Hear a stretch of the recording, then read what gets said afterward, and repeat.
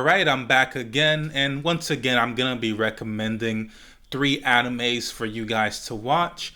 But before we get on with the video, remember to like and subscribe. So without further ado, let's get on with the recommendations. The first anime I'm going to recommend is Clevitas. In a world inhabited by humans and humanoid races, and bordered by lands ruled by powerful beings called Beast Kings, a kingdom sends 13 chosen heroes to defeat one of these Beast Kings, known as Clevitas. And this is part of a long-standing tradition that they have where they try to fulfill a prophecy. Among these 13 heroes is Alicia, who has dreamed of becoming a hero since she was young, but during this assault, it fails catastrophically.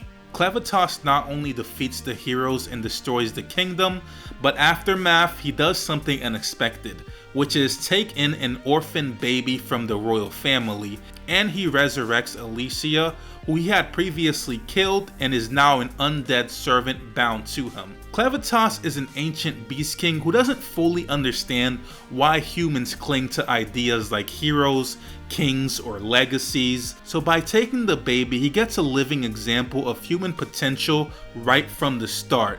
It's like an experiment for him. What will this child become? What is humanity really worth? This anime is actually really popular. I'd be surprised if you watch anime on a regular and you haven't seen this already, but just in case you haven't, it is genuinely really good.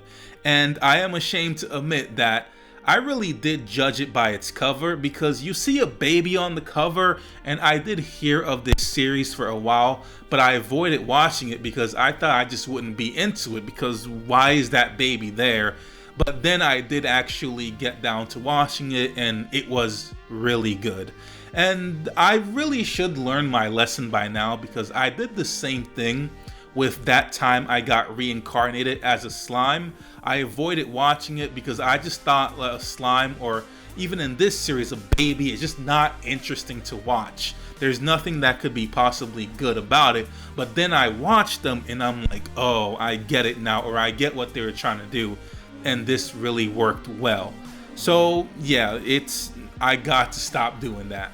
The next anime I'm going to recommend is My Dress Up Darling. This series follows Wakana Gojo, a quiet high school boy who dreams of becoming a traditional Hina doll craftsman. Because of this unusual hobby, he keeps to himself and avoids attention until he meets Kitigawa, a popular outgoing classmate who's passionate about anime, video games, and cosplay. And when Kitigawa discovers Gojo's sewing skills, she asks him to help him create costumes for her favorite characters. And despite his shyness and lack of experience outside of doll making, he agrees to this. As they work together, Gojo gains confidence and Kitigawa gets to live out her cosplay dreams. And as the series goes on, this has a balance of humor, fan culture, and romance. This series is very popular and is actually still airing right now. A lot of people love it. And this is basically another one of those series with that type of main character. And yeah, to be honest, I don't want to see another Rent a Girlfriend. I don't like simp or wimp main characters at all, to be honest. I feel like it's overplayed these days.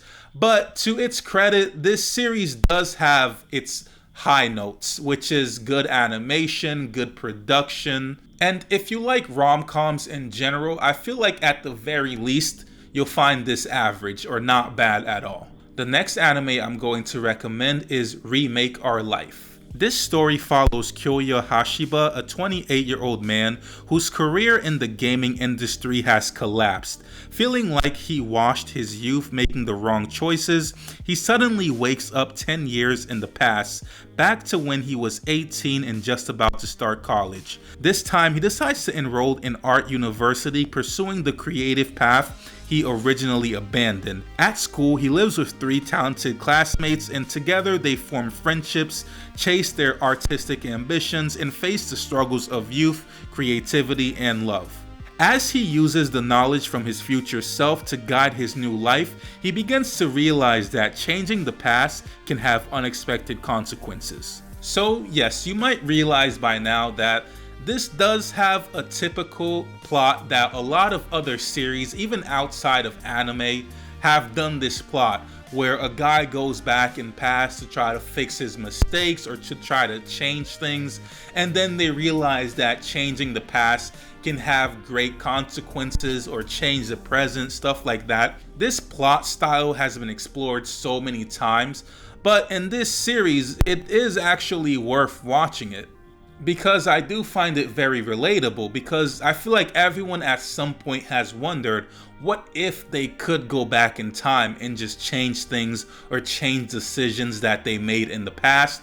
But I will be honest also, I felt like the main character, he wasn't ambitious enough, to be honest with you, with what he could have changed because of the stuff that he knew from the future. I mean, realistically speaking, if you really did travel back in time, you would probably make yourself rich, or just, you know, do something that's using the future to just become rich. That's the best way I can really explain it.